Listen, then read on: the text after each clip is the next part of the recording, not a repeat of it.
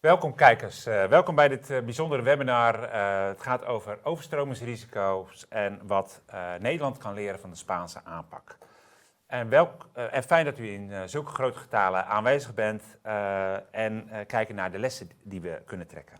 Uiteraard is er volop ruimte om vragen te stellen voor discussie. Dat gaan we ook doen. Schroom dus niet om actief deel te nemen aan dit webinar. Vragen stellen kan via de webinar-app. En wij proberen om alle vragen tijdens dit webinar te beantwoorden. Mijn naam is Bert Zonneveld. Ik ben vandaag jullie gastheer.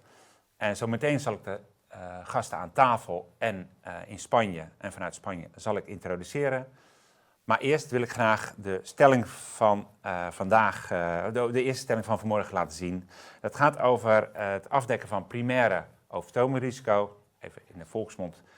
Dat gaat dus over overstromingen vanuit zee of vanuit grote rivieren, Rijn, Maas en Waal. Het gaat niet over secundaire overstromingsrisico's of regionale overstromingsrisico's van kleine beken, de Geul en de Gulp.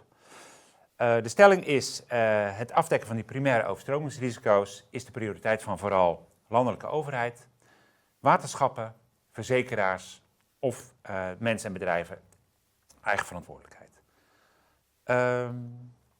We hebben nog even tijd om daarop te antwoorden.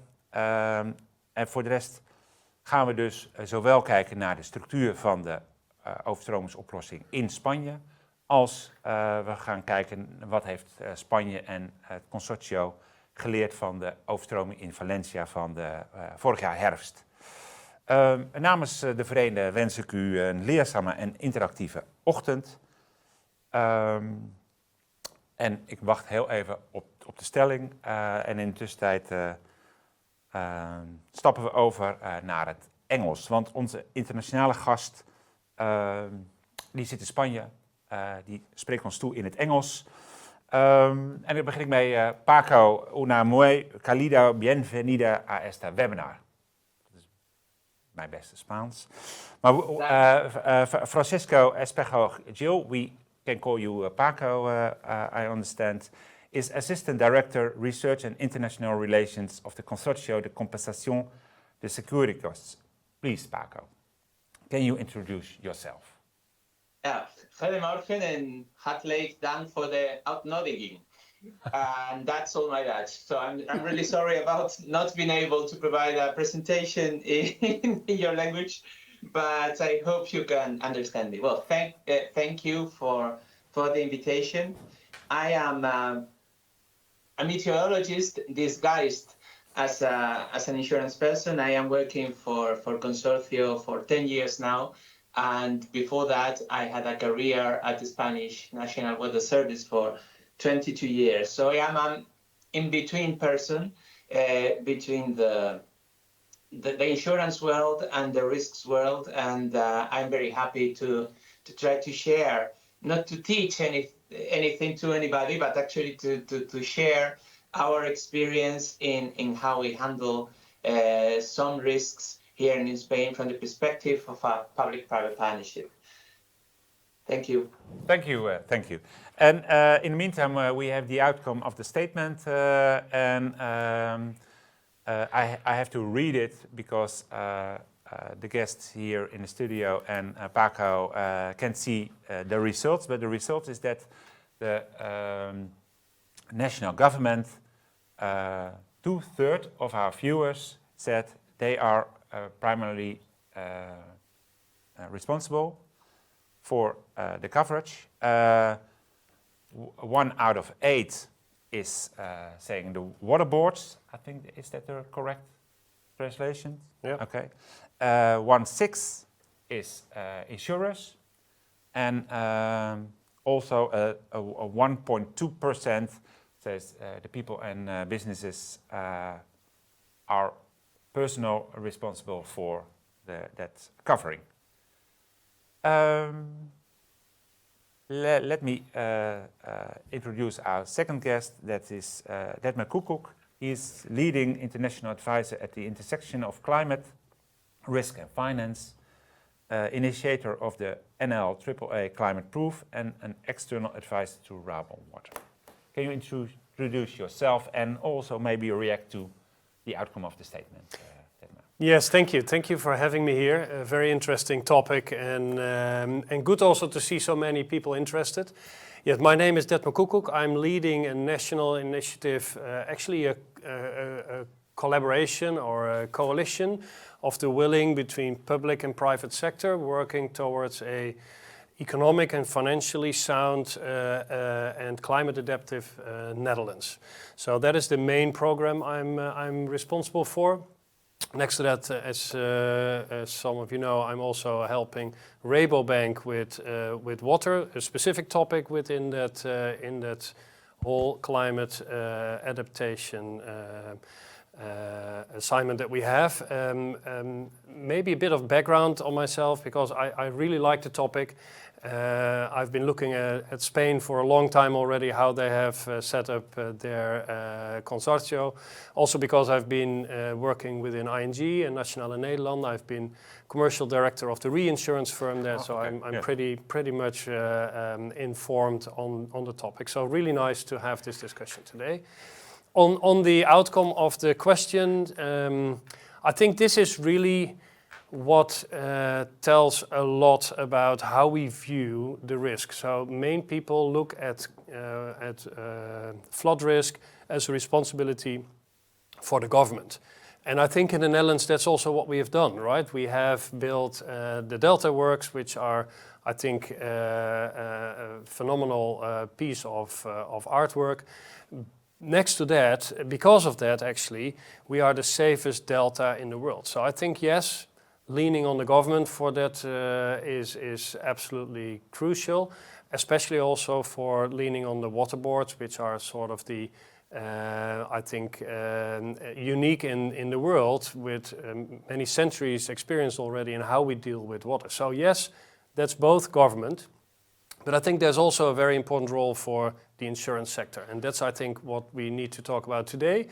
And there is a role for individuals and companies. Yeah. And I think seeing the outcome that it's really, really low for individuals and companies, that's something that we should address because I think we have a joint responsibility.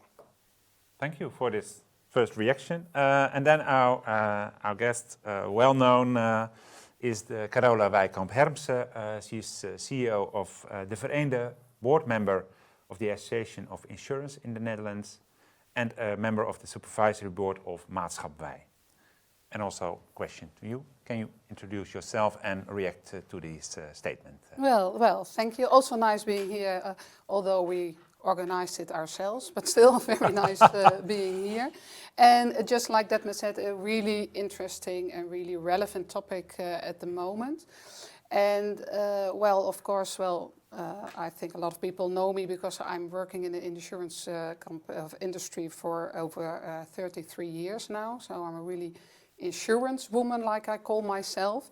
But as the CEO of the Vereende, we do much more than just insurance and also all the risk in the Netherlands that is difficult or impossible to insure, that we have a joint responsibility, just like Detmer says, like individuals, like companies, but also the government and the insurance company, or the insurance industry, to make it happen and make sure that it stays insurable.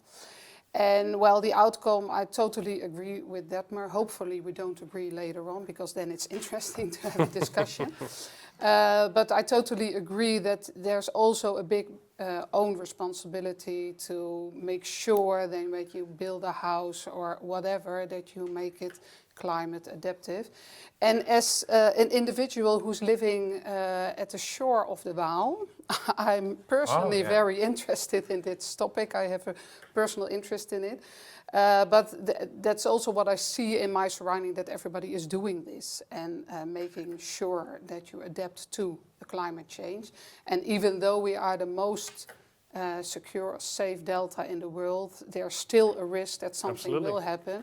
Just like Marco will tell us in a few moments about what happened in Valencia and what then the outcome is and what we should do about that. So very Yeah. much Yes. looking forward to this hour. Yes, and we start with the presentation which Paco prepared for us, and the consortio, how the consortio operates, and the presentation of the experiences with the 24 flood in the Valencia region, including facts, figures, and working methods. So, Paco, let's start, and then we present your sheets on the screen. That's great. Please advise me when they are on the screen and I can start the presentation. You can start it, yes. Okay, thank you. Well, again, thank you for the invitation. And well, I think we can start. Please go to the next slide. We can start by explaining what is Consorcio de Compensación de Seguros, which actually it looks like a consortium, like something which is participated by insurance companies, but the name has historical roots because actually we are not a consortium of many companies. We are a state-owned company. We are just a single public insurer dealing different tasks. Please, if you go to the second slide or the next slide, our roots actually established after the sad Spanish Civil War of 1936-1939, and we were created in 1940 as a kind of temporary setting to cope with the war losses. But in 1954, that is a bit more than 70 years ago, we were created as a permanent company trying to cope with some perils from the insurance perspective. And after the Spanish incorporation to the European Union in 1986, we had to change some things legally, and that's shaped our current configuration, in which we are a state-owned company attached to the Ministry of Economy. When we perform our insurance functions, we have to follow the same laws that any other insurance company in Spain, including solvency, and we don't receive any funding from the state budget. We are completely self-funded through the surcharges, through the free premiums that we sell in several lines, for instance, MTPL, and as any other insurance company, through our investment returns. We are a multi-function company. We do several things, and later on we will see a bit of them. And we have a board of directors which is equal in private and public composition. If you go to the next slide, please, yes. You can see this is, we kind of see ourselves as a kind of Swiss Army knife at the service of the Spanish insurance sector. And this is, this is the advertisement photo of the Swiss Army knife with all the gadgets displayed. And this is all the things that we do. We have insurance functions. The most important one is the extraordinary risk insurance, which is what probably brings me here. But we also have functions in MTPL insurance, and we are the reinsurers of the agricultural insurance in Spain, in other insurance lines such as nuclear or environmental. Some of these functions can be expanded temporarily, and we also have non-insurance functions that probably the most important one is the winding up activity of insurance undertakings. But if we stick to the extraordinary risk insurance, it might be interesting to see in the next slide how our natural hazards cover from the insurance perspective in Spain.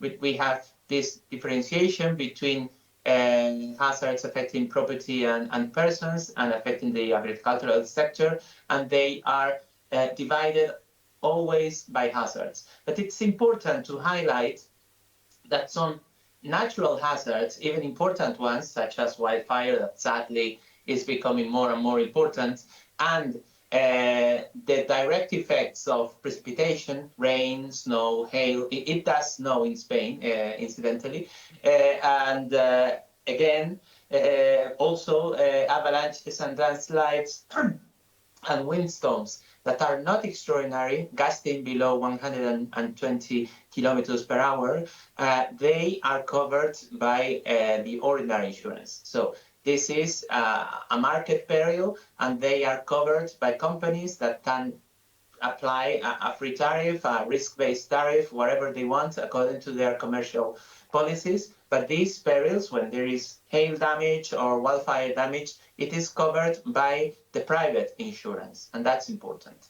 Okay, and this is all in Spain, so the mainland Spain, but also the island in the Mediterranean or Atlantic. All the Spanish. Yeah, all the Spanish territory, which comprises the mainland Spain and the Balearic and Canary Islands, and all the small cities in the north coast of Africa, Ceuta and Melilla. And so there is also a list of perils that are considered extraordinary, and that is flood, both riverine or flash flood, coastal flood, and wave battering affecting things that normally are not in the water, windstorms gusting above 120 kilometers per hour, and tornado, and geological risks such as earthquake, tsunami, volcanic eruption, and meteorite falling. These natural hazards have to be included by law in practically every insurance policy sold in Spain, in property, in business interruption, and in personal injury.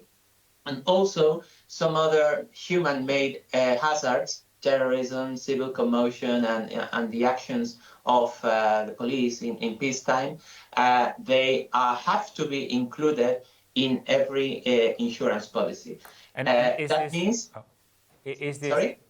this then is this one fund, or is this all separate funds? No, it's the same fund for everything. It's the same fund for everything, yes. Yeah, terrorism and flood is in one fund, in one company. We treat exactly in the same manner a flood than a terrorist attack, because they have to be included. The key point here is the compulsory extension of the cover to all insurance policies, just to avoid adverse selection. So that's the key point here. And if we go to the next slide, please, then we see that means that every Spanish insurance policy, with a few exceptions, ships and airplanes, construction and erection, transport and liability, those are not included, but every other thing you can think of, regardless the policyholder is a private person, is a company, or is a public body, the state or a municipality, wherever, anything that is insured has to have these extraordinary hazards included. And that means that all policies have two souls. The private sector have their functions, they choose the risks, they have this capacity to choose the risks. They are the ones underwriting the policies. The public part don't sell policies. We work with the policies that are sold by the private companies. Yeah. For their premiums obviously are free, and they can reflect their hazards, the companies, for the hazards that they cover. So if they are insuring a house in an area which is more prone to snowfall, they can apply more premium to that. And they are in charge of collecting the surcharge for the extraordinary risks and transfer it to consortia together with information about the policies. And they also are in charge of handling some extraordinary events, windstorms, because we need some time to know about the extraordinary nature of a windstorm damage or not. We need a report from the Weather Service. And in that only case, it's the company filing the claim, assessing the loss, and then we reimburse the compensation to the companies. But in every other case, it is the public sector, it is the consortium extending the cover of the underwritten policies by private companies. We apply a surcharge which is universal and depends only on the kind of risk and sum insured. The surcharge is not risk reflective, precisely because we are covering several uncorrelated hazards, and we want to eliminate adverse selection. So everybody must pay the same regardless if they live by the river or on top of a hill. So that's really solidarity then with all the people in and all the companies in Spain pay the same for all these risks. Yeah, that's the first keyword was compulsory extension, and the second one is mutualization. So we apply a mutualization among all the policies in property and individuals. And when they are affected by a given extraordinary hazard, we automatically take charge of it. So we handle the claim, we assess the loss, and we indemnify the policyholder directly. That's why we are a direct insurer. And also we generate information about these losses, and we share this information with those that can do something about risk reduction. I mean, normally the hydrological authorities and also the municipalities and the regions, etc. So we are covering, in the next slide, you will see that that is our tariff. We are applying a surcharge of 0.07 per mil on residential properties, on 0.12 per mil on offices, etc. Yeah. Always on the sum insured. That means that if you are insuring your house for 300,000 euros, you are paying a surcharge of 21 euros a year, and that's all. And you pay to the insurer, and the insurer will pay to you. Yeah, it's the policyholder paying when they are paying their premiums. Yes. But this small share, the consortium surcharge, is transferred from the companies to us. Okay. They retain a 5% in concept of handling costs, but 95% of the surcharge is transferred to us. It might seem very little that house is paying 21 or 30 euros a year, and that will provide them cover. But you have to take into account that we are covering almost or nearly 24 million residential properties in Spain, or a motor vehicle. There is a flat rate because you cannot establish the sum insured for every motor vehicle at any moment. No. So we apply a flat rate that for cars is 2.1 euros a year, but we have 34 million cars in Spain. Therefore, in the end, you gather a lot of money with this, but the principle is always the same. We don't apply the surcharge on the premium because we don't want to make differences between companies if the premium is higher from company B to company A, but we think it's more democratic to apply the surcharge on the insured capital, because that makes no differences between the political and commercial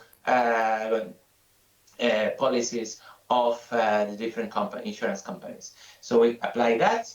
And in the next slide, can you speed up a little bit? yeah, sure. Oh, yes. And in the next slide, you will see that we are covering now more than 140 million policies, of which of property is 64 million, and in property we are covering 7 trillion euros. In the next slide, you will see our loss record, and also you will see the big impact of the Valencia loss event. 24. When you visited us in April, I showed you this year-to-year losses. I told you that they were going to be dwarfed by the flood event in Valencia, and now you can see it.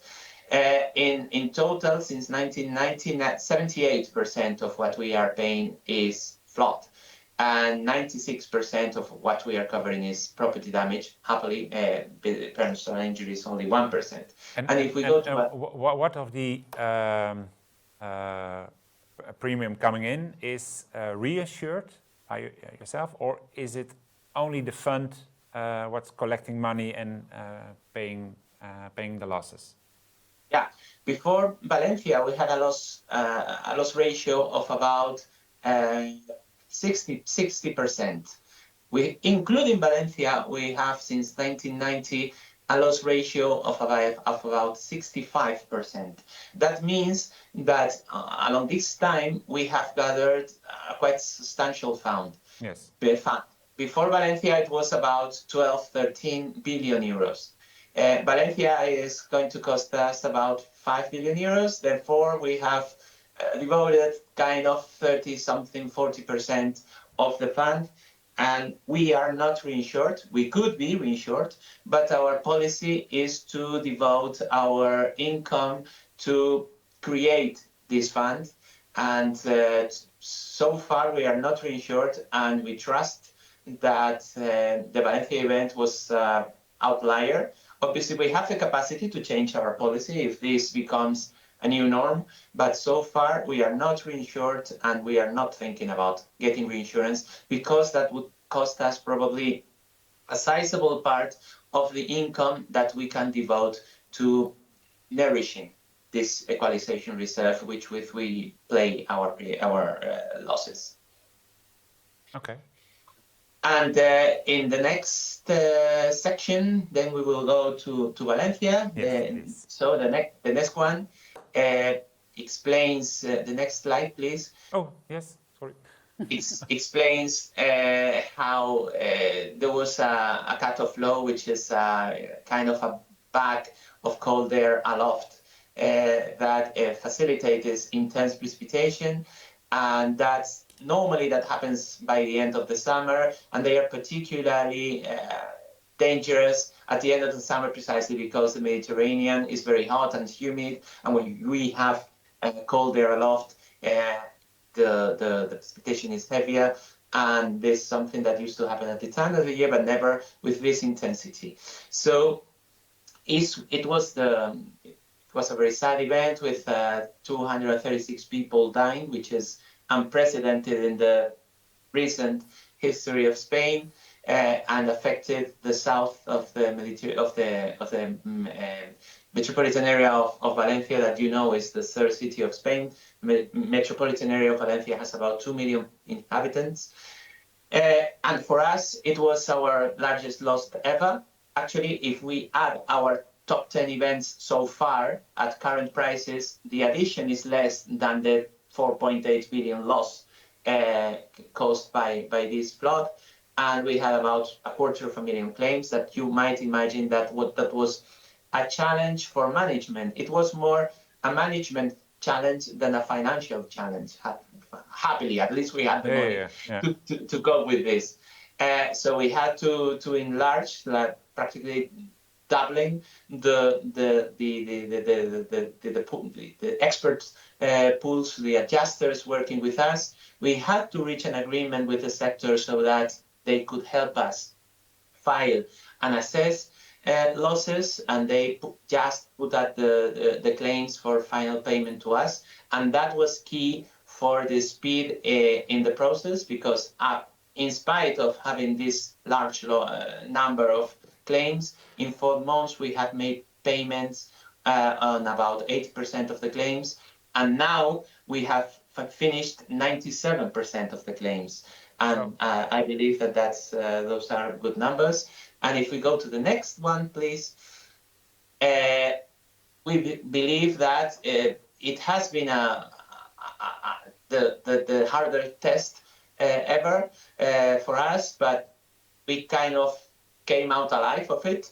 And it's important to say that in that area, about 90% of the residential properties and commercial properties, and obviously 100% of the 140,000 vehicles affected were insured. And that means that given the Spanish system, if you are insured, you have automatically flood insurance.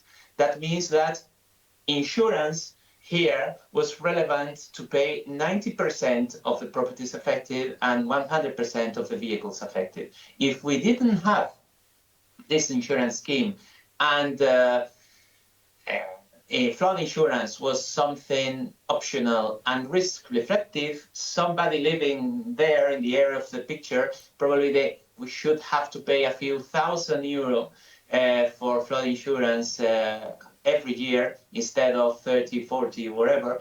And that would have been a much larger problem for public budgets.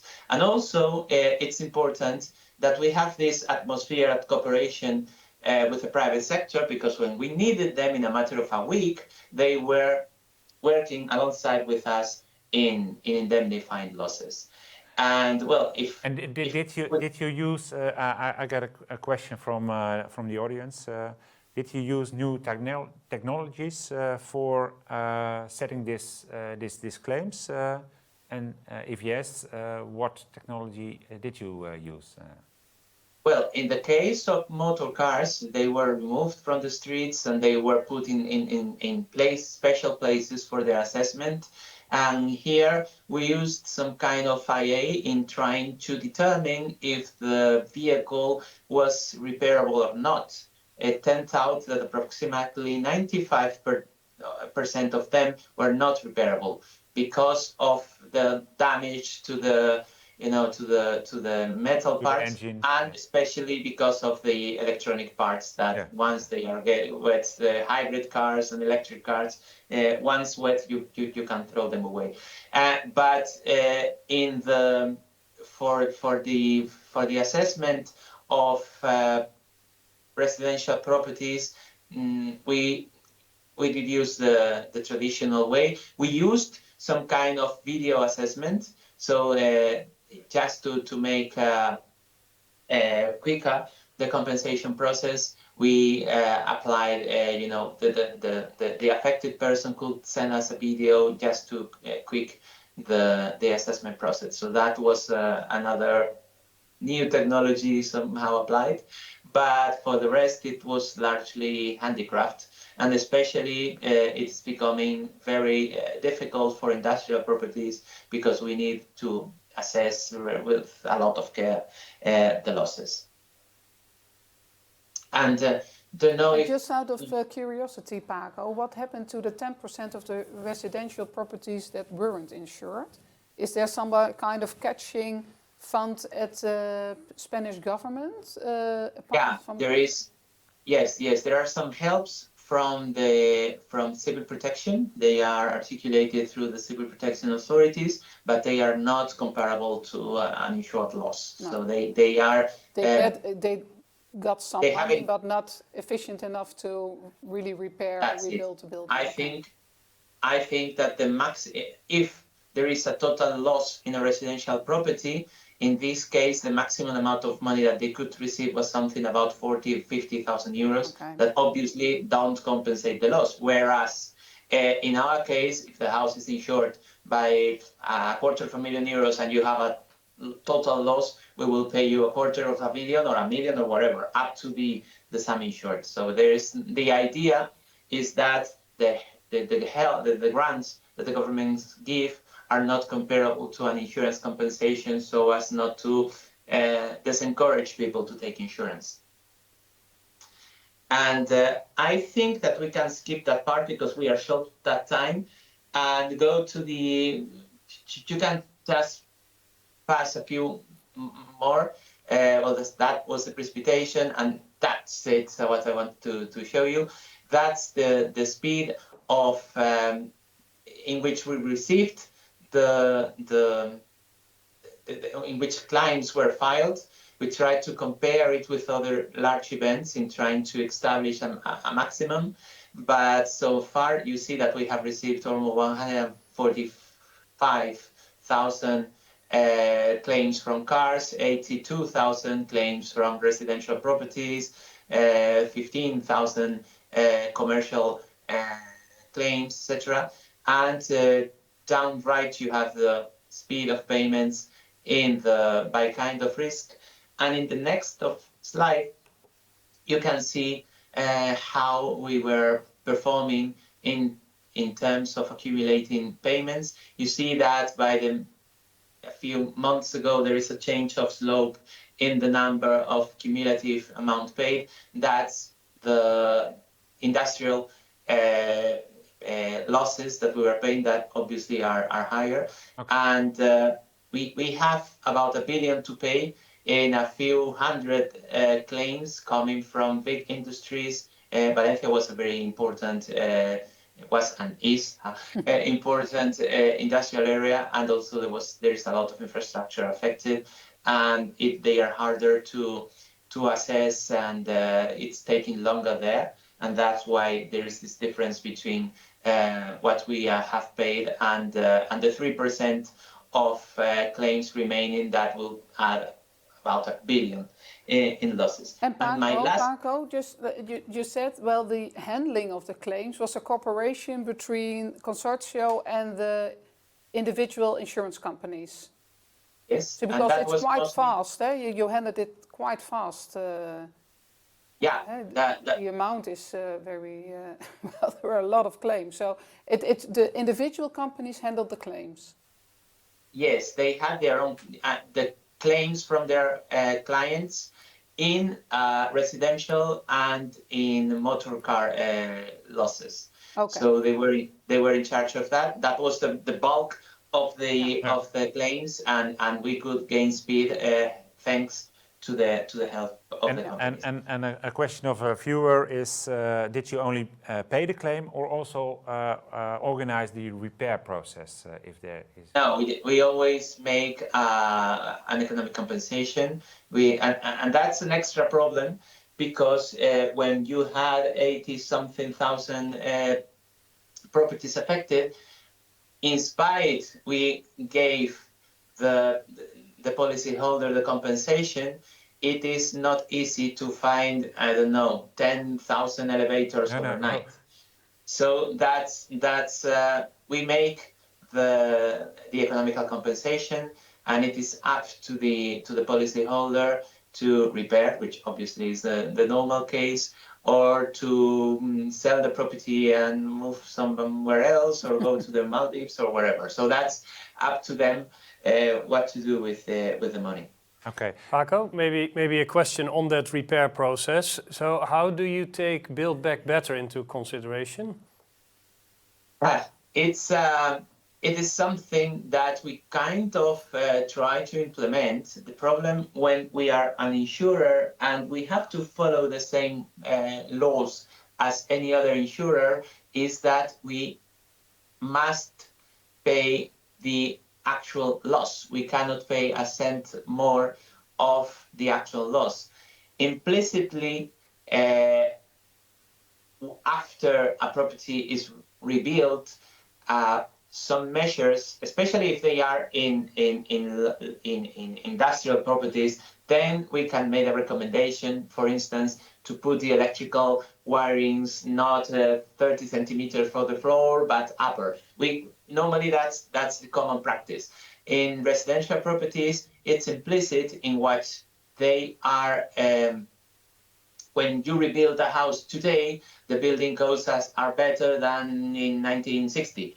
But explicitly, we cannot apply a Build Back Better policy. And that is something that I reckon that we should address in the future because, it's a very important issue. Yeah, thank you. And maybe in line with that question, it's a bit on the moral hazard side. So do you also see that, or can you influence as the consortium also, for instance, where new buildings are being built? So if there's a higher risk area that people are building new properties, that obviously will have an impact on the claims level in future potentially. Is that something that you have an influence on as the consortium, or do you collaborate with the government in maybe regulations on that? Yes, we do. I said that one of the things we do is to gather information about the policies and about the loss experience.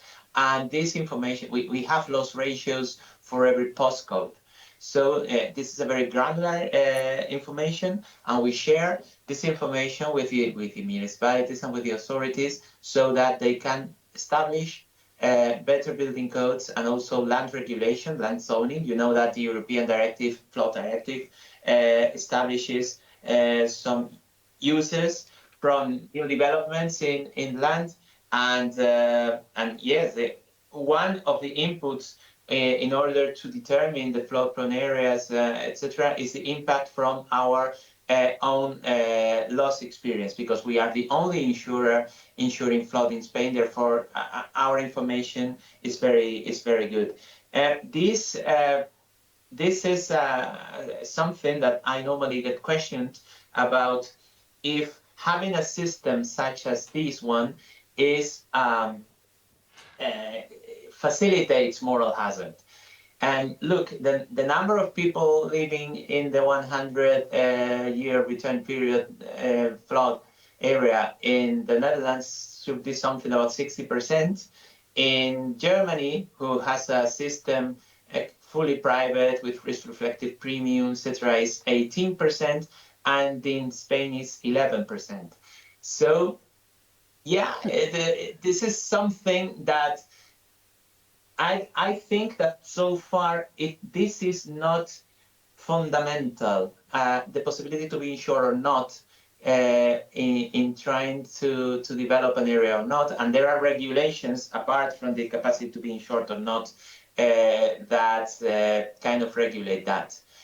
So I think when you design an insurance scheme for catastrophe, you have to make a choice. You have to put the stress if the values of your society are more bound to the personal responsibility, then you should put more stress on the premiums and on putting a real price or risk reflective premium. But then you have the problem of the protection gap, because premiums are way too expensive, and in the end probably you have a market failure. And in systems such as the Spanish one, we know that we are not that active or proactive in risk reduction, but we provide a universal solution that when the problem comes provides an answer to everybody. So it's the choice we make. That doesn't mean that we don't do anything regarding risk reduction. We do. We share our loss data, and we encourage people, for starters, to be insured. But yeah, it's a matter of choice and a matter of the values of the society you are insuring. Yeah, and a question of Mats Lucia Bayer is not going about the infrastructure and what you're doing about that, but also about the role of consortia in promoting climate adaptive behavior. Is there also a role for you in that area, in that behavior area? Yes, we actually see it at the national table for floods or for flood risk. We see it at the National Council for Climate Change Adaptation, because we think in climate change, what we are seeing is that hazard is getting higher. We have a hotter world, and a hotter world means a world with more intense precipitation. And when we are talking about flood, that there is a direct link in that it rains worse. It's not that it rains more or less, it's that it clearly rains worse. And we have a role by trying to control vulnerability. So you know that risk has three factors: hazard, exposure, and vulnerability. And vulnerability is also composed by response capacity and by having an insurance scheme that allows everybody to be insured in a cheap manner that provides resilience to society. And also there is the susceptibility. And here we have a role to play by informing on areas, by suggesting building codes that we do. So the idea is not just to provide financial resilience, but also provide physical resilience. We are that way, but yes, we are moving alongside that way. But yeah, the only option that we have is to reduce vulnerability, obviously.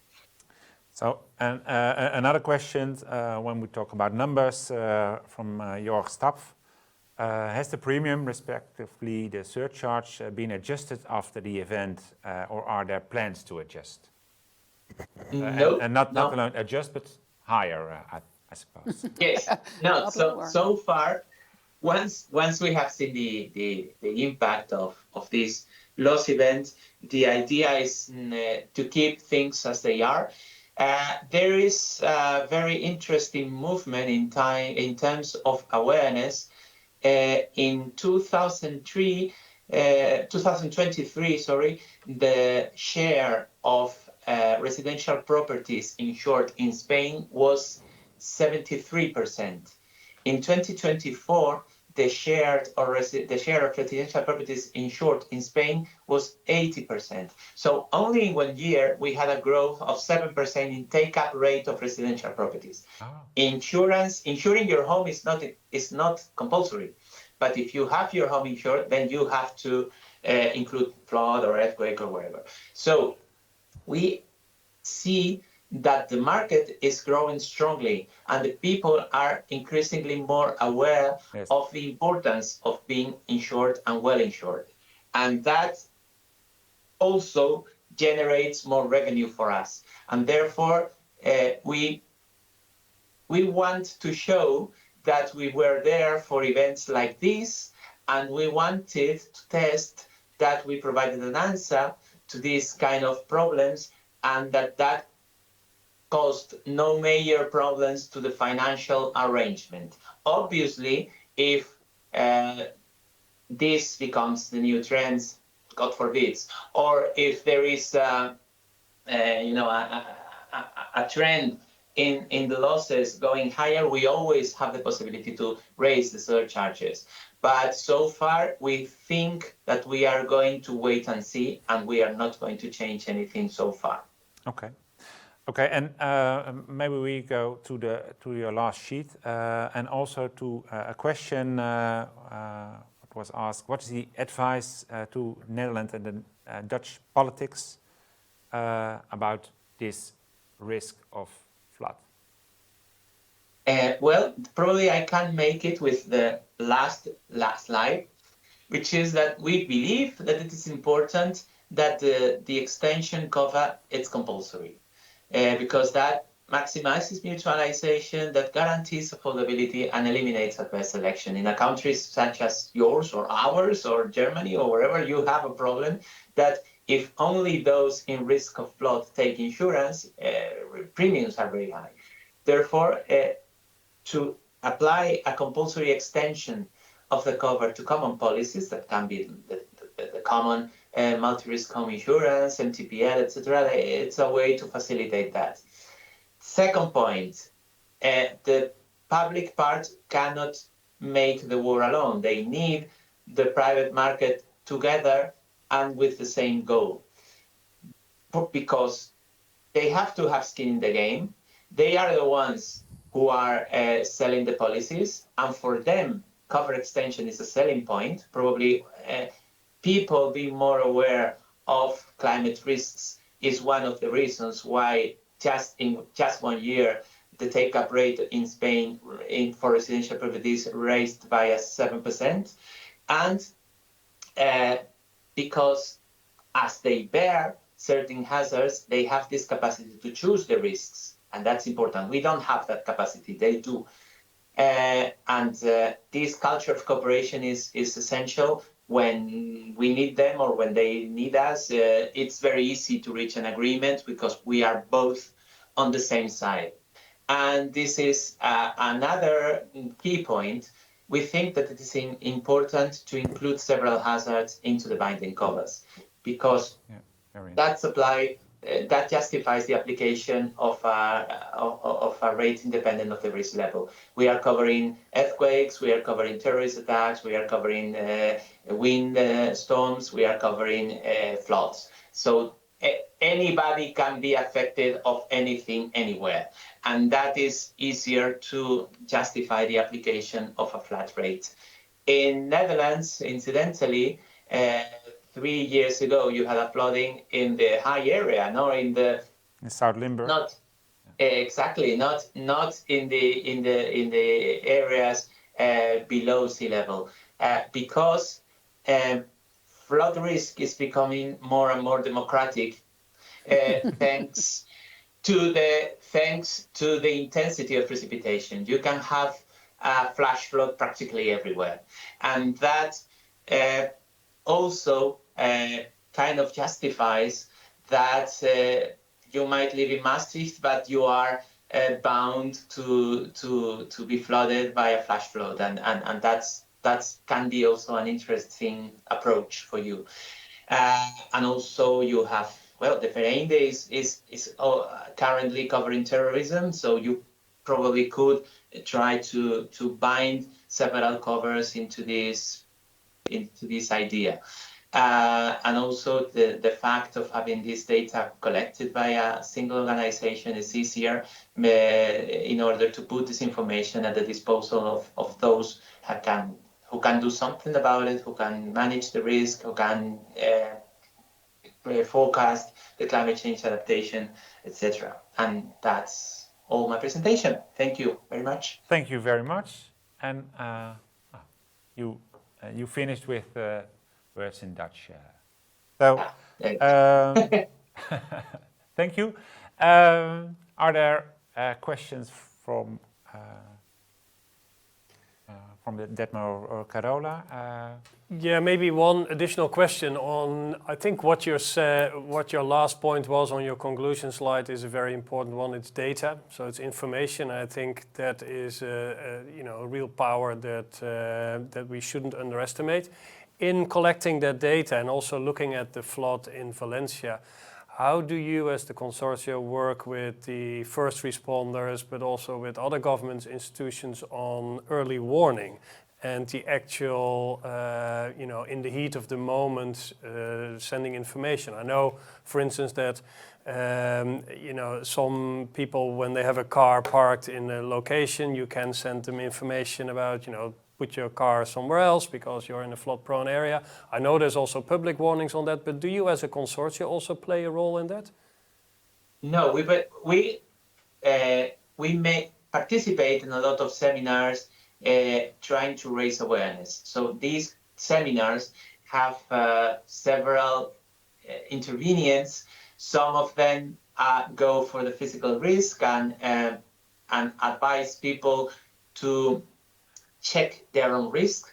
There are tools in the Spanish government that you can see if you are living in a flood-prone area and what would be the height of the water expected according to different return periods. So they advise people to, first of all, be aware of their own risk. On the second part, there are intervenients telling them what to do, how to prevent, to put defense walls or to leave the ground floor empty of really valuable things. And then it's us advising them to be insured. Because in Spain it's really easy. It's really easy. If you get fire insurance or multi-risk insurance or any basic insurance, you got everything covered. So it's normally we don't act alone. We go with the water authorities. We go to engineering companies advising on preventive measures. We go with civil protections, that are the ones who issue the warnings. And the last step normally is us by advising people to be insured and to be well insured. Okay. I have a last question from Willem-Jan Bekerkamp. He asked about the claims, and he asked, is it maximum is the insured sums on the policies, or is it up to a applied loss limit? No, the limit is the sum insured, yes, in every case. So, but we applied the proportional rule if there is underinsurance. That's why we stress all the time that people are not only insured but well insured. Here in Valencia we have had not massive but some problems with bank insurance because they were protecting their own share of the mortgage but not the whole property. So in a situation such as this one, when you really have a large loss, it's important that the sum insured is the real value, yes, of your property. So we also put a lot of stress in advising people to adjust their sum insured, because in the event of this event or a wildfire, which is to be indemnified by the private market, it is the sum insured what actually can make the difference in a case of a total loss. Last question. Yeah, maybe Paco, just zooming out, because I'm really interested in that also from a Dutch perspective. From a macroeconomic perspective, how do rating agencies and investors look at the fact that Spain has the consortio? So you effectively have been saving for 70 years. Is that well received? And now with Valencia, are there additional concerns, or can you say something more about that?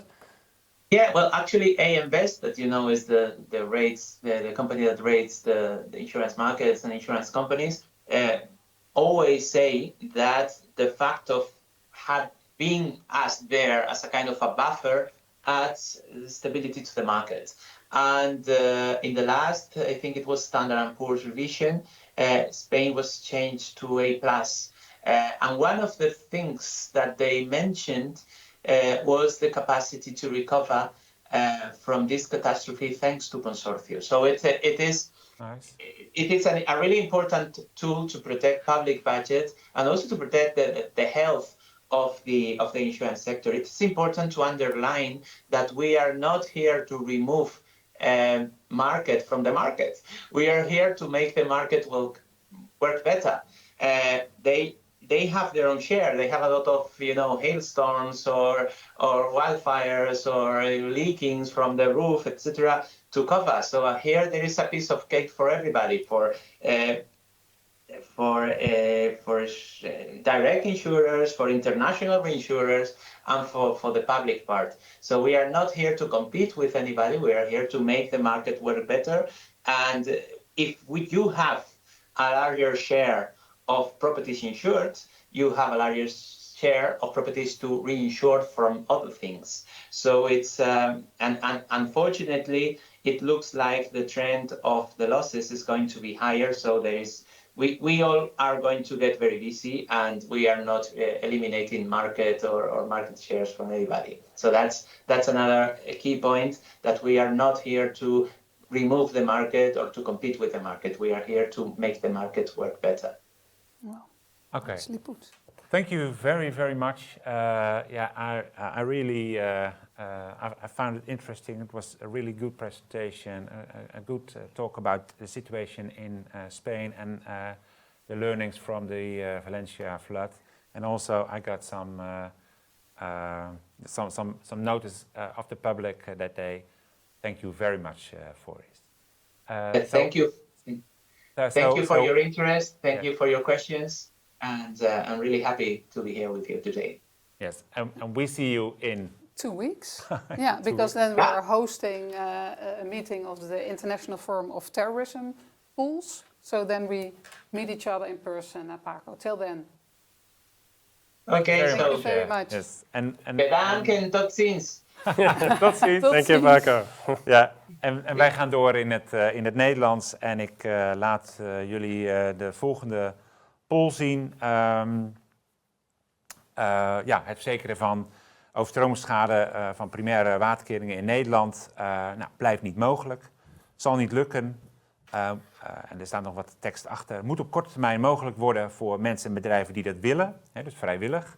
Of moeten we als branche mogelijk maken voor iedereen via een pool of fonds. Met solidariteit van iedereen.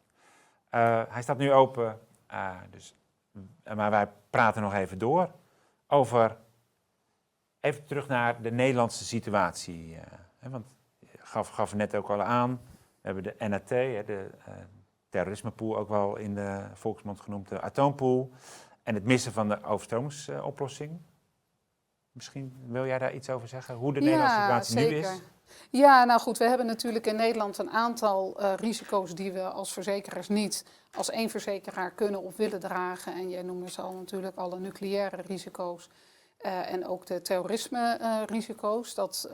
Daar voeren wij als Vereende het management over die pools, om dat te bedienen richting de markt.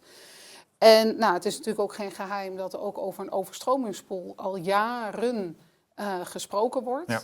En niet alleen binnen de verzekeringsbranche, maar ook met de herverzekeraars, met de overheid.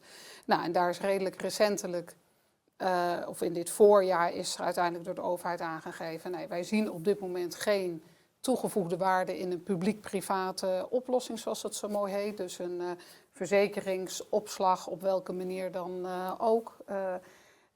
Maar wij zouden wel heel graag met jullie willen samenwerken voor een één-loketfunctie. Dus dat wordt op dit moment verder uitgewerkt. Zodat in ieder geval en dat is een van de lessons learned vanuit de overstromingssituatie in Zuid-Limburg. Hoe ga je dat nou goed handelen? Dat is ook een van de dingen die Paco natuurlijk noemde. Hoe ga je die samenwerking vormgeven zodat degenen met schade zo snel mogelijk geholpen worden en verder kunnen met hun bedrijf en met hun leven. Dus dat zijn we nu wel verder aan het uitwerken met de overheid, hoe wij daar als verzekeringssector een rol in zouden kunnen en moeten spelen. En dit gezegd hebbende blijft natuurlijk wel het hele stuk van wat gebeurt er dan met mensen die niet verzekerd zijn. De één-loketfunctie, daar moet je aan denken, dus dat jij terecht kunt bij je verzekeraar, waar je verzekerd bent, die handelt het af en die zal de vergoeding daarvan dan vanuit de overheid krijgen en niet vanuit de verzekering. Maar goed, we weten ook dat er heel veel mensen helaas niet verzekerd zijn of onvoldoende, dus waar gaan die dan terechtkomen? En ja, wat Paco nu zegt, wat mij heel erg charmeert van de oplossing in Spanje, is natuurlijk wel dat je eigenlijk dat hele antiselectie uit de weg gaat. Ja. Door risico's te bundelen. Dus niet te kijken naar SEC-atoom, SEC-terrorisme, SEC-overstroming, maar dat te bundelen in een bepaald fonds. En daarmee dus ook zeg maar de ultieme solidariteit met elkaar bewerkstelligt. En dat je niet inderdaad op de hoge zandgronden in Drenthe denkt van nou veel plezier daar in de Betuwe. Of in de badkuip die Gouda heet. Maar dat je met elkaar, want dan is het draaglijk. Want nou ja, wat Paco ook aangeeft, zelfs na zo'n grote schade in Valencia hoeven zij hun premies niet te verhogen. Ja. En omdat ze natuurlijk ook al 90 jaar bestaan en een enorm fonds hebben opgebouwd. Maar wat ik heel mooi vond ook aan zijn verhaal, is dat dus die awareness vergroot is na aanleiding van dit event. En dat dus de verzekeringsgraad verhoogd is, juist vanwege, omdat mensen dan niet zoveel hoeven te betalen, maar een klein stukje. Dus die solidariteitsgedachte, ja, dat vind ik wel iets waar wij, wat mij betreft, in Nederland wel wat van kunnen leren. En niet in vakjes denken, maar dat we als totaliteit bekijken. Ja. En in de tussentijd kan ik even de resultaten van de poll delen. De oplossing van de loketfunctie, zoals een aantal ministeries daar nu mee bezig zijn, dat ziet onze kijkers niet zo heel erg zitten. Het balkje is zo klein dat ik nog geen eens het percentage kan lezen. Ja, precies. De andere twee oplossingen, het blijft niet mogelijk, maar ook het zou vrijwillig moeten worden aangeboden. Die krijgen beide zo'n 6,1% van de kijkers achter zich. Maar het overgrote deel, 84,8%, die zeggen van dat moeten we als branche mogelijk maken voor iedereen via een pool of fonds. Nou, dus ik hoef mijn vurig pleidooi niet nog een keer te herhalen. De kijkers zijn het er zijn het daarmee eens. Ja. En dezelfde vraag met de learnings vanuit Spanje en de Nederlandse situatie. Nou ja, ik moet zeggen, ik vind het een heel mooi systeem in Spanje. Ze hebben, doordat ze dit al heel lang doen, 90 jaar geleden opgezet. Ik denk dat ze sinds 70 jaar een pool, een fund eigenlijk aan het opbouwen zijn. Daardoor heb je buffer. Hè? Dus ik denk dat anders is dan hoe we dat in Nederland doen. Maar wij zijn ook weer anders georganiseerd in Nederland. Dus hoe ik het vaak uitleg, als je kijkt naar financieel-economische klimaatweerbaarheid in Nederland, dan hebben we 3 lagen van weerbaarheid. Dus we hebben de eerste laag, dat is ook in risicodenken, dat is het kans verminderen. Dus wij bouwen dijken voor water, voor hitte planten we bomen. Daar zijn we in Nederland heel erg goed in. En dat is ook wat, denk ik, wel Paco aangaf. Dus juist op dat gebied van adaptatie, het aanpassen van het land, daar in Spanje is daar minder aandacht voor. In ieder geval vanuit het consortium, maar überhaupt weten we dat. Dus Nederland is daar toch wel een soort Champions League in. Dus meer beter voorkomen dan genezen, zeg maar. Absoluut, absoluut. Ja. En dat gaat over het voorkomen dat we dus een overstroming hebben. Wat wij in Nederland ook heel goed gedaan hebben, dat deden we vroeger al, toen bouwden we onze huizen op terpen, is dat je je aanpast aan die risico's om schade te verminderen. Dus dat betekent dat je verhoogd bouwt of dat je landbouw op een andere manier inricht, zodat je nog steeds met veel water wel kunt verbouwen en de akkers op kunt. Dat is wat wij in Nederland ook goed doen. Dat is overigens een publiek-private aangelegenheid. Dus wij proberen die schade zoveel mogelijk te verminderen. En dan hebben we een derde laag van weerbaarheid en dat is dat vangnet. En dat vangnet hebben wij in Nederland grotendeels hebben we dat privaat geregeld. Dat was niet altijd zo. Hè. Dus na 1953, na de overstroming, de grote overstroming in Zeeland, is er eigenlijk iets bijzonders gebeurd. Zijn alle verzekeraars zich gaan terugtrekken van overstromingsrisico. Wij hebben toen de keuze gemaakt in Nederland om te investeren in die veiligheid, in die beveiliging van Nederland. En dat maakt ook dat nu die verzekeraars weer terugkomen. Dus de private sector is in staat geweest om lokale overstromingen, om nu ook regionale keringen, dus doorbraak van regionale keringen, om dat te dekken. Ja, primaire keringen is nog niet het geval, net zoals overigens buitendijkse gebieden of grondwater. Er zijn absoluut risico's die nog niet gedekt worden door de private sector. Dat vind ik wel het mooie van het consortio. Waar zij dus hebben gespaard door al die jaren heen, hebben ze eigenlijk een buffer opgebouwd. Wij hebben dat deels met onze private sector weer terug kunnen brengen. Maar voor die risico's die nu niet verzekerd zijn, die insurance gaps, daar hebben wij een regeling voor. In sommige gevallen, en dat is de WTS, de Wet tegemoetkomingsschade bij rampen. Maar die is onduidelijker in die zin dan het consortio. Het consortio is heel duidelijk, de uitbetaling gaat snel via de verzekeraar en je weet wat je krijgt. Bij de WTS is het bij een aantal gevallen maar dat hij het dekt. En het is ook zo dat je niet per se het volledige bedrag terugkrijgt. En wat er gebeurt feitelijk is dat wij op het moment dat zoiets gebeurt, dat we belasting gaan heffen. Dus best wel solidair, maar we gaan achteraf het probleem oplossen in plaats van dat we iets opbouwen. Ja, en misschien nog ook met de ervaringen vanuit Limburg, die snelheid van afhandelen. Ja, absoluut. Die snelheid van afhandelen is cruciaal. En dat hebben we in Limburg gezien. En dat was ook een van de redenen waarom die één loket discussie is opgestart. Dus ik ben daar wel een groot fan van dat je dat doet. Omdat we weten dat weerbaarheid van Nederland, dus die 3 lagen van weerbaarheid, die staat en valt niet alleen met een goed en complete dekking, maar ook met snelheid van afhandeling.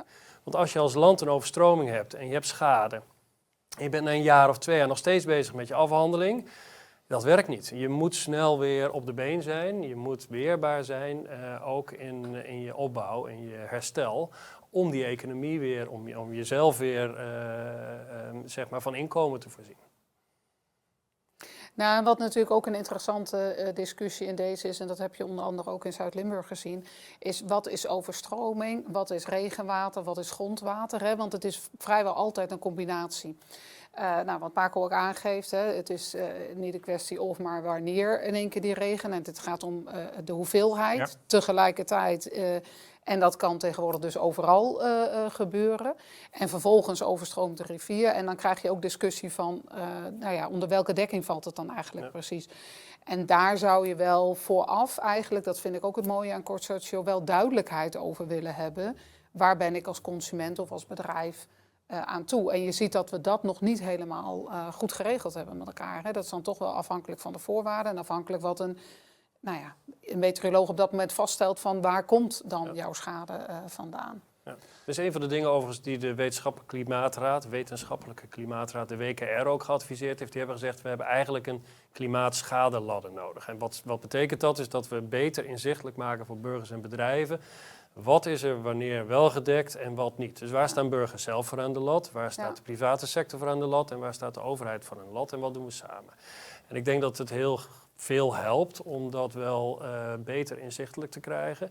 En dan moeten we ook denk ik met elkaar het gesprek hebben, maar wat zouden we dan nog willen veranderen vanuit die verzekeringsgaps? Want je wil 2 dingen voorkomen. En je wil voorkomen dat mensen niet weten dat ze niet gedekt zijn en in één keer met gebakken peren zitten. Maar je wil ook voorkomen dat je in een situatie komt dat we te veel risico's nemen, in welke vorm dan ook, dat je terugtrekking krijgt vanuit de markt of dat we onvoldoende buffers hebben. En die 2 dingen zijn denk ik belangrijk, ook in de relatie tot primaire kering, dus een doorbraak primaire keringen. Ik snap enerzijds heel goed dat de gedachte, we kunnen dat allemaal wel verzekeren, dat is in Nederland toch wel wat ingewikkelder. Want als het hier overstroomt, als zo'n dijk doorbreekt of over een groot deel van de dijk een doorbraak plaatsvindt, dan kan die schade wel enorm zijn. Ja, dat is niet zomaar op te brengen.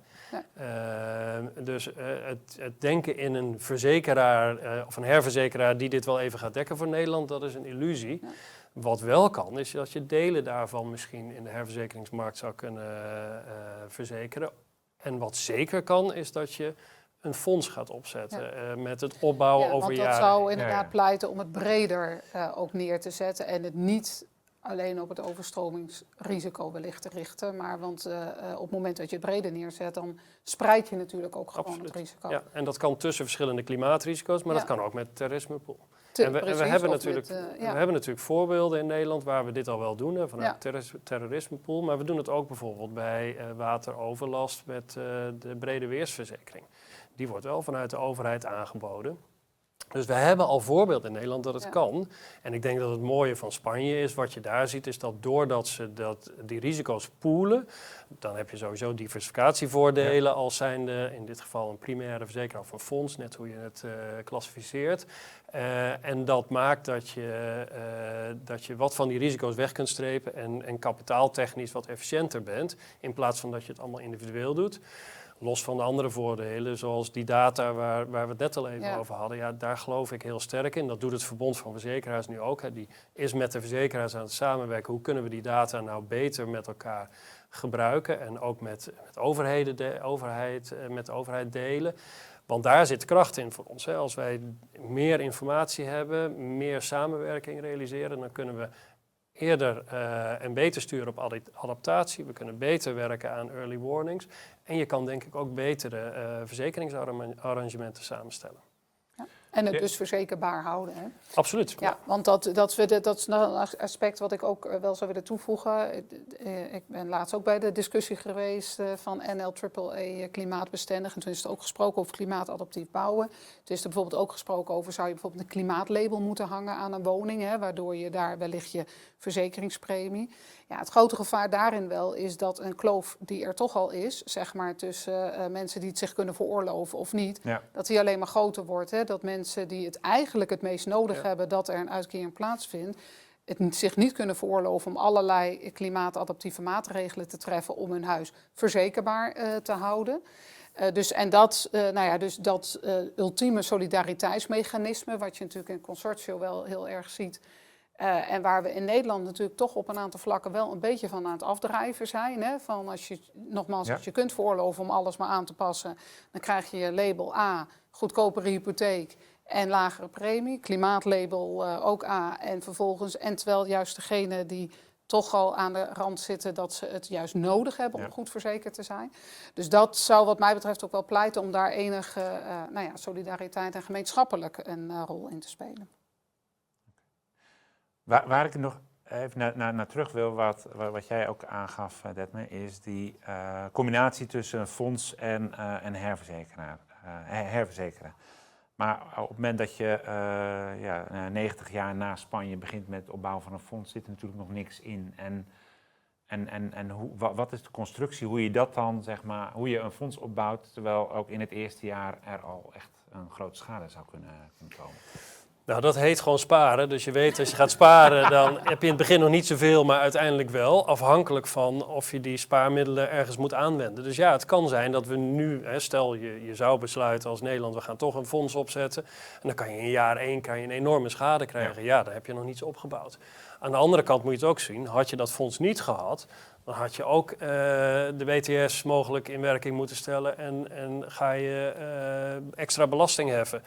Dus linksom of rechtsom, persoonlijk denk ik, je moet ergens starten.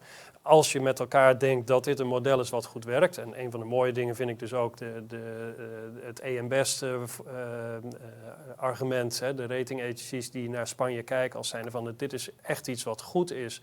Dat Spanje dit heeft opgezet als buffering. Ja.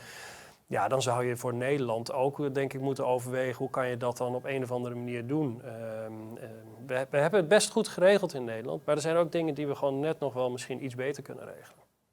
Ja, en ik vond jouw opmerking straks ook van Build Back Better. Van hoe kun je daar dan ook meer op sturen met elkaar. Ja. Dat wanneer er herbouwd wordt of wat dan ook, dat dan ook meteen op zo'n manier is dat het ook daadwerkelijk een volgende keer veel minder groot probleem is. En daar zouden we wat mij betreft ook meer aandacht of met elkaar meer aandacht voor moeten hebben. Ja, een goed voorbeeld daarvan is denk ik ook Flood Re in Engeland. Hè. Dus Ja. wat zij daar doen, specifiek voor overstromingen hebben zij. Een andere regeling overigens dan in Spanje. Dat is een tijdelijke regeling tot eind jaren 30. En dat is een overbrugging of een transitieregeling om die woningen die het meest risicovol zijn, om die niet in de kou te laten en te zorgen dat ze een verzekering hebben, zodat ze ook financierbaar blijven. Want als je dat niet doet, heb je het risico, geen verzekering, geen financiering, dan geen herfinanciering of financiering, dan kan je stranded assets krijgen. Dus schokken in prijzen en misschien wel in bepaalde gebieden extra schokken, omdat die met z'n allen geraakt worden. Wat zij daar als mooi resultaat ook uitgekregen hebben, is doordat zij dit zijn gaan opbouwen en eigenlijk minder uitgekeerd hebben dan dat ze wat ze binnen hebben gekregen, hebben ze een buffer opgebouwd. En die buffer gebruiken ze nu door daar waar de schadegevallen zijn, om ook een Build Back Better subsidie te verlenen. Ja. Nou, dat is denk ik een mooi voorbeeld waarmee je dus wel op een andere manier ook naar die opgebouwde fondsen kunt kijken. En dit is ook visie, hè? Dus als Nederland, als je kijkt naar dit soort risico's, we kunnen het op ons af laten komen. Overigens doen we dat niet, hè, want wij bouwen die dijken. Nee. En wij zijn heel goed in adaptatie. Maar dat vangnet is ook wel wat waard. Ja. En die kunnen prima naast elkaar bestaan, in mijn ogen. En dat is gewoon een visie met een design van hoe ga je dat dan neerzetten. En hoe koppel je dus inderdaad Build Back Better daaraan. Op jouw vraag nog even terugkomend. Ja, als je dan gaat starten met zo'n fonds, je hebt dat eerste jaar heb je die schade, dat is heel vervelend. Daar zijn overigens oplossingen voor. Namelijk dat je voor die eerste periode, anders dan wat Spanje doet, misschien ook een herverzekeringsstructuur aangaat. Ja. Dus dan betaal je veel van die binnenkomende premie aan een herverzekeraar. Maar die herverzekeraar, omdat die dat ook weer poelt, al die risico's, kan zeggen, nou, ik neem dat eerste en ook de overheid kan daar natuurlijk een rol in nemen. Bij de NRT hebben we natuurlijk ook dat de eerste layer door een overheid. Ja. Nee, daar liggen absoluut, denk ik, kansen. En, ik vind het overigens goed dat we hier wel deze discussie hebben. En ook binnen de overheid weet ik dat hier echt ook, vanuit die één loket naar gekeken wordt. En ook breder. Krijgen vragen, dat is wel een hele brede vraag. Maar ik ga hem toch ook stellen van hoe kunnen Nederlandse verzekeraars anticiperen op toenemende klimaatschade? Kunnen we daar iets over zeggen? Dat is wel heel breed misschien. Ja, ik denk het wel. Kijk, ik denk dat in de basis een verzekeraar leeft bij haar klanten. Dus wat een verzekeraar nodig heeft is business. En op het moment dat je zou zeggen, nou, klimaatschade neemt toe, we trekken ons terug, daar heeft niemand wat aan. Dus wat je wilt voorkomen als verzekeraar is dat je terugtrekt, maar je wil het ook betaalbaar houden voor iedereen. Ja. Nou, en hoe hou je dat betaalbaar? Dat is door te zorgen dat je je klanten informeert over risico's. Je noemde net al eventjes, Carola, het klimaatlabel, dat is er nog niet. Maar als verzekeraar heb je best veel informatie en kennis over waar bevinden zich misschien risico-hotspots vanuit historische schade of vanuit future-looking data-analyses die gedaan zijn. Waar komt dan extra risico om de hoek kijken? En als verzekeraar kan je met die kennis met je klanten in gesprek gaan om te kijken van wat kun je daar nou aan doen? Welke adaptatiemogelijkheden zijn er? Nou, die zijn er voor bestaande bouw in beperkte mate, maar ze zijn er zeker. Je kan zandzakken in huis nemen in hoogrisicogebieden. Je kan een waterschot kan je realiseren. Op het moment dat je gaat verbouwen kan je kijken, we moeten misschien toch niet een parket, in plaats van een parket een stenen vloer doen. Er zijn natuurlijk allemaal mogelijkheden om een adaptatie te werken voor bestaande bouw. Nou, voor nieuwbouw is dat helemaal mogelijk. Overigens zijn diezelfde verzekeraars vaak de financiers middels hypotheekverstrekking. Ja. Dus daar heb je nog een dubbel rol in. En buiten woningen heb je dat natuurlijk voor bedrijven ook. Dus je ziet zeker in de zakelijke markt, de grootzakelijke markt, dat ook al meer gebeurt. Dus er wordt veel gedaan op due diligence. Dus het goed in kaart brengen van die risico's samen met de klant. En dan ook dat gesprek aangaan. Hoe kunnen we nou zorgen dat wij als verzekeringssector die klanten kunnen blijven bedienen tegen een faire, realistische premie. En dat betekent soms dat er investeringen gedaan moeten worden om veilig te blijven. Ja, en dan is de aanvullende discussie natuurlijk, hoe ga je dat financieren? En daar kan een bank een belangrijke rol in spelen en zelfs een verzekeraar kan daar een rol in spelen. Ja. Een andere vraag, en die is gericht naar de Vereende zelf, van Ambroos Wiegers van AM Web. Ik heb het verhaal van consortia gehoord, terreur, windschade, floods, alles is onder dezelfde paraplu verzekerd. Omdat het zo makkelijker is om een soort democratisch draagvlak of een draagvlak te krijgen. Is dit een route voor de Vereende, voor zover het al niet het geval is? Het mogen duidelijk zijn dat ik wel fan ben van deze route of van met de haken en ogen, ook die we hier benoemen. En het feit dat Nederland een ander land is en dat we het anders georganiseerd hebben en dat we vooral ook aan de voorkomen- en preventiekant moeten zitten. Maar dat is niet aan de Vereende zelf. Laten we het hierop houden. Dat natuurlijk heeft te maken ook met hoe een overheid daarin gaat zitten. Ja. Want wat hij nu bijvoorbeeld niet verteld heeft, maar bijvoorbeeld het terrorisme-risico, ook, dat is ook een onderdeel van Consortio, die wordt onder andere gefund doordat jij op elk metrokaartje die jij koopt in Spanje, betaal je 1 cent extra, iedereen. En als er dan een terroristische aanslag in de metro is, dan is iedereen zelfs als je dus niet verzekerd bent, kun je putten uit. Dus het is breder bij hen ook dan alleen verzekeringen. Het is echt in de maatschappij is dat meer ingebed. En dat is bij ons natuurlijk toch wat anders georganiseerd. Waarbij de eigen verantwoordelijkheid en wat je daar zelf aan kunt doen en kunt voorkomen, denk ik in Nederland ook iets anders wordt ingeschat. Of de overheid daar in ieder geval van vindt dat de burger daar zelf ook een hele belangrijke rol in heeft. Maar ik vind het wel interessant genoeg, wat Detmer net aangaf, wat kun je doen om het verzekerd te houden. En we weten dat ook een aantal zaken voor verzekeraars SEC heel lastig blijkt te zijn. Vanwege cumulatierisico, vanwege inderdaad überhaupt het risico, het feit of ze het zelf individueel kunnen herverzekeren.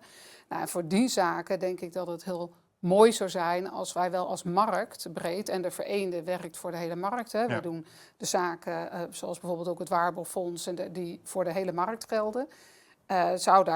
Zullen we daar zeker een rol in willen spelen. En dat zijn ook de gesprekken die we hebben met het ministerie van Financiën via het verbond. Hè, want we trekken hier natuurlijk heel erg samen op met het verbond. Om te kijken wat daar mogelijk in is. Ja, maar het betekent wel echt, het is niet alleen aan de Vereende. Was het maar alleen aan ons, dan was soms de wereld iets makkelijker, maar dat is natuurlijk niet zo. Dus we hebben dit wel met elkaar te doen. Okay. Ik keek even snel naar de klok en ik zie dat we richting 12 uur al gaan. We hebben nog wel iets van ruim 8 minuten. Dus ik wil eigenlijk wel vragen van, wat is, zeg maar, om richting een afsluiting te gaan. En wat zijn de samenvatting, wat is de blik die jullie hieruit hebben opgehaald en die voor Nederland interessant zijn om verder op te pakken of verder te onderzoeken? Ik denk dat het belangrijkste is, en misschien moeten we dit. Ik denk dat we kunnen leren van hoe in andere landen omgegaan wordt met klimaatrisico's. Dus ik vind het heel mooi dat we hier praten over het consortium. Daar zitten denk ik hele goede learnings in. Maar dat zouden we ook naar Flood Re kunnen doen of naar de NatCat in Frankrijk. Dus dat is denk ik een van de manieren om kennis vanuit het buitenland toe te passen in Nederland. We doen heel veel dingen goed, maar we kunnen best ook wel sommige dingen beter doen. Ik denk ook dat we met een open vizier moeten kijken naar klimaatrisico's en dat we dat integraal moeten doen. Hè. Wij kijken vaak nog wel in hokjes. Dus de bescherming van Nederland is een overheidsrol en een verantwoordelijkheid en gelukkig ook maar, want het is gewoon cruciaal. Zonder die eerste laag van weerbaarheid ben je nergens. Dan ben je nooit AAA klimaatbestendig. Maar daar speelt ook de verzekeringssector en de brede financiële sector een rol om daarin samen te werken. Hoe kun je dat op het juiste niveau houden? Wat is daarvoor nodig, ook qua financiering? Die tweede laag, dat is echt een samenwerking tussen overheid en tussen verzekeraars en tussen de markt zelf. Dus we hadden het in het begin over wat moet de markt doen, de burgers en de bedrijven. Ja, die kunnen best veel doen. Maar die moeten wel de juiste informatie en de tools hebben om dat te doen. En ook de middelen. En dat kan de financiële sector denk ik heel nadrukkelijk aanbrengen. En de overheid kan daar met normering en met regelgeving het nodige doen. En het laatste is het vangnet. Ja, daar moeten we denk ik ook met een open blik naar kijken. Het mooie is dus dat we door de jaren heen, doordat we die eerste 2 lagen van weerbaarheid gewoon goed ingericht hebben in Nederland, dat je ziet dat de verzekeraars privaat dat goed kunnen dekken. En ondanks wat er in de wereld gebeurt, dat we nog steeds ook voldoende capaciteit vinden in de herverzekeringsmarkt om die risico's op een goede prijs te kunnen blijven dekken in Nederland. Ja, dat zou je zeker voor de verzekeringsgaps die er in Nederland zijn, zou je dat verder moeten onderzoeken. Hoe ga je daar dan naar de toekomst toe een oplossing voor vinden? En ik denk dat we daar geen discussie uit de weg moeten gaan. Als we een oplossing kunnen vinden, zou dat heel mooi zijn. En we moeten ook reëel zijn dat voor sommige risico's er niet een oplossing in de verzekeringshoek zit. En dan moet je naar andere oplossingen kijken. En ik denk daar bijvoorbeeld aan verzakking, wat natuurlijk ook watergerelateerd is, of funderingsproblematiek. Ja. Dat heeft zich voor een deel al voorgedaan. Ja, iets wat zich heeft voorgedaan, kan je niet achteraf gaan verzekeren. Nee. Dat kan je misschien wel voor toekomstige dingen. Voor toekomstige verzakking, maar niet voor wat zich heeft voorgedaan. Wat je wel kan doen, is zorgen dat we de pijn die daarin zit, dat we die met elkaar adresseren en dat je die op een gegeven moment neemt. Want ik geloof er niet in dat als je dit soort dingen door laat modderen, dat het beter wordt. Je kan het maar beter met elkaar oplossen. Ja, nou ja, wat kan ik hier nog aan toevoegen? Nee, maar dat is wel... ontkennen heeft in ieder geval geen zin. Hè. We weten met z'n allen dat dit meer zal gaan gebeuren. En ook al hebben we het nog zo goed op orde, de eerste first line of defense, om maar zo te zeggen. En de second line weet je nog steeds dat het 1 keer in zoveel tijd gaat gebeuren. Daar zijn allemaal mooie modellen voor. En wat ik ook wel belangrijk vind om aan te geven is, we kunnen dit soort, en ik ben het heel met je eens, flood re is ook heel interessant. En wij spreken natuurlijk nog met hoe het in België geregeld is en in Duitsland. Dus laten we dat vooral als inspiratie gebruiken, hoewel elk land anders is, zowel in cultuur als in wetgeving. Dus, maar laten we dat vooral ter inspiratie nemen. En laten we de eerste stap die we nu in ieder geval met elkaar aan het zetten zijn van hoe kunnen we onze klanten zo goed mogelijk helpen mocht een keer, Zuid-Limburg nog een keer gebeuren. Dus die 1 loketfunctie, hè, ook al is maar een klein percentage, het is bijna niet te zien dat dit, is het wel belangrijk voor onze klanten dat we in ieder geval dat wel gaan regelen, dat we niet naar elkaar gaan zitten kijken of zitten afwachten tot het weer gebeurt. Hè. We hebben dat... Want die 1 loketfunctie is dan met name voor die snelheid van afhandelen? Dat gaat met name over de snelheid van afhandelen. Ja. En waarvan we eigenlijk met elkaar zeggen, want zowel als private sector als publieke sector moet je met z'n allen niet willen dat klanten onduidelijkheid hebben. Dus laten we dat in ieder geval nu oppakken. En daar zijn we overigens ook druk mee bezig met het ministerie en met het verbond om dat te gaan doen. En laten we vervolgens met elkaar gaan kijken hoe we dit breed, het is een mooi gespreksonderwerp, hoe we dit breed geïnspireerd door andere landen zouden kunnen inrichten en oppakken. Zodat dat de toekomst vast is. Ja. Nou, mooi. Nou, ik dank jullie hartelijk voor dit mooie gesprek. Paco hebben we net al bedankt, maar dat gaan we sowieso nog bedanken. Er zijn heel veel dingen langsgekomen. Ik dank ook voor de vragen die thuis zijn gesteld. We hebben het gehad over een fonds in relatie tot verzekeren en herverzekeren. We hebben het gehad over meerdere risico's onder 1 paraplu. Die snelle schadeafhandeling die heel erg belangrijk is. Burgers niet tussen wal en schip laten komen. En ook te kijken van wat kan je doen als verzekeringssector in zo'n setting om uiteindelijk het risico te verlagen. Preventie daarin. Hè? Bijvoorbeeld wat er in Engeland gebeurt. Dank. Waar ik in ieder geval wat we zeggen van, als je het interessant vindt om dit nog eens een keer te bekijken of om dit door te sturen aan je collega of andere bekenden uit de branche. Binnenkort komt er een link beschikbaar waarin je dat kan doen. Dus doe dat dan vooral. Belangrijk is, op 3 maart volgend jaar, dat is nog wel heel ver, maar aan de andere kant, we zijn al druk bezig met de voorbereidingen, is er een seminar, dus niet online, maar gewoon live aanwezig in ons pand aan de Bordewijklaan in Den Haag. Waar we met een interessant programma komen, breder dan alleen het overstromingsrisico, maar ook op allerlei terreinen waar de Vereende nu mee bezig is en met waar de Vereende mee bezig zou kunnen of willen zijn. Zet dat alvast in de agenda.